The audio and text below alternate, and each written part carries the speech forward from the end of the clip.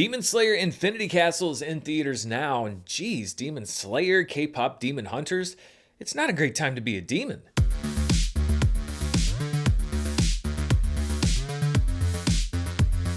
Hello everybody, I'm Dan Murrell here with my thoughts on Demon Slayer Infinity Castle, the first of 3 planned movies to wrap up the anime series Demon Slayer Kimetsu no Yaiba, which premiered in 2019 and has had 4 seasons of television and 1 other movie, Demon Slayer Mugen Train, which was the highest grossing film worldwide in 2020. Now, right off the bat, the first thing to know about Infinity Castle is that this is not a point of entry into the Demon Slayer series. There's no hand-holding or explaining who the characters are or what's going on. We and the Demon Slayers are literally dropped right into the action, which picks up from the moment that the 4th season of the show left off. But if you're curious about the basic premise of what's happening here, then here's the briefest of summaries. Demon Slayer focuses on a teenager named Tanjiro whose family, apart from his sister Nezuko, was killed by a demon. Driven by a desire to cure his sister of being a demon, Tanjiro joins the Demon Slayer Corps, which hunts down and kills demons. The most elite fighters in the Demon Slayer Corps are the Hashira, who are able to harness unique fighting styles, and over the seasons, Tanjiro's skills have improved as he rises up the ranks. Infinity Castle as a story arc is the culmination of the entire story, which originated in the manga, which started in 2016. After a huge loss, the Demon Slayer Corps is transported to the Infinity Castle, the home base of the series' big bad, the Demon King Muzan Kibutsuji. Tanjiro and the Hashira are determined to take him down once and for all, but first have to make it through all of Muzan's top lieutenants, and this movie covers 3 of those major battles. Demon Slayer was the first and one of very few anime series that I've watched consistently. After hearing about the success of the Mugen Train movie, I decided to catch up with the show to see what all the hype was about in advance of seeing the movie, and I've watched every season in real time since then. I'm a fan of Demon Slayer because of the compelling characters, the interesting story, the show's humor, and the really impressive animation, which is elevated to another level in this movie due to the expanded resources of having a feature. When it comes to film trilogies, there are different kinds of storytelling. There are some film trilogies that aim to be standalone movies inside of a larger story with their own arcs that are resolved in each individual movie. Lord of the Rings did this very well. The trilogy was about destroying the One Ring, but each movie had plots that were resolved inside them. Infinity Castle is not, in my opinion, one of those movies. This is part 1 of a trilogy that is simply 1/3 of the story. It covers a certain amount of ground and then just stops to be continued in the next film, reportedly planned for 2027. Now, I do find these kinds of trilogies to be more frustrating to watch, especially in real time, because you don't get a whole lot of narrative satisfaction.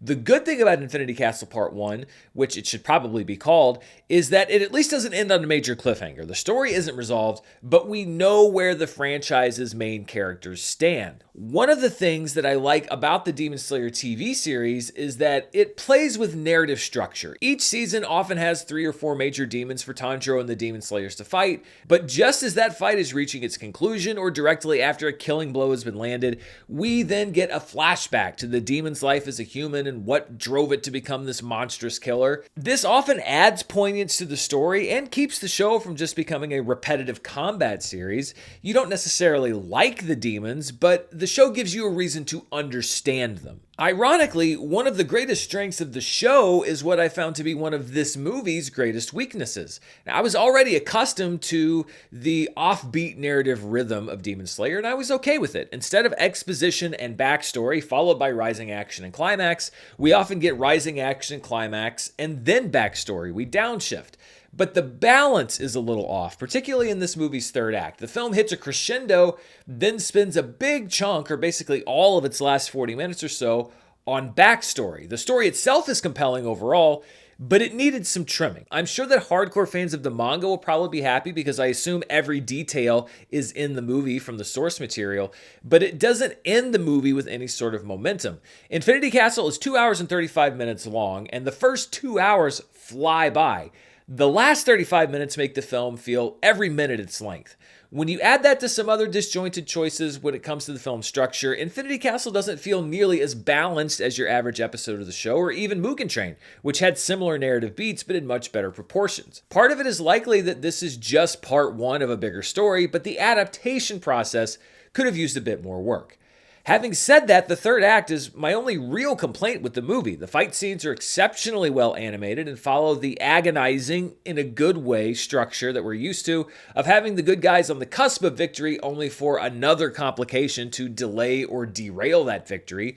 There are stakes that make the characters feel like they're in actual mortal danger, and there are extremely satisfying moments of growth from multiple main characters as they learn to develop their skills even further while facing their most difficult challenge yet. Like many anime shows and movies, Demon Slayer wears emotionality on its sleeve, but there's an authenticity to it that carries over into this film.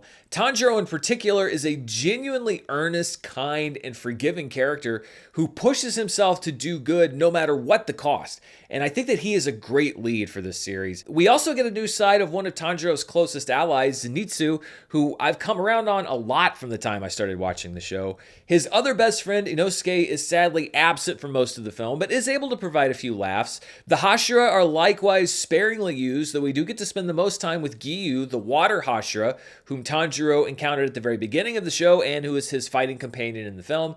And the upper-ranked demons continue to be colorful villains, both new and returning. The most prominent demon in the movie is Akaza, who gave the biggest gut punch to both Tanjiro and the audience in the first movie, Mugen Train. I would recommend, for all but the most knowledgeable Demon Slayer fans, a light or maybe not so light refresher on just who the characters are beyond the main group with the most memorable stories. I actually did brush up on what happened so far in the series. I haven't read the manga, and I still struggled a few times to remember exactly who some characters were or what their connections were to events that happened 2 or 3 seasons ago in the show. Demon Slayer often introduces a character first and fills the rest in later, so I was sometimes left wondering if I'd forgotten who somebody was or if the movie just hadn't told me yet. I am going to commit a little anime heresy here by admitting that I did watch the dubbed version of the movie. That's how I started watching the show initially, and I actually really like the dub cast, which stars Zach Aguilar as Tanjiro.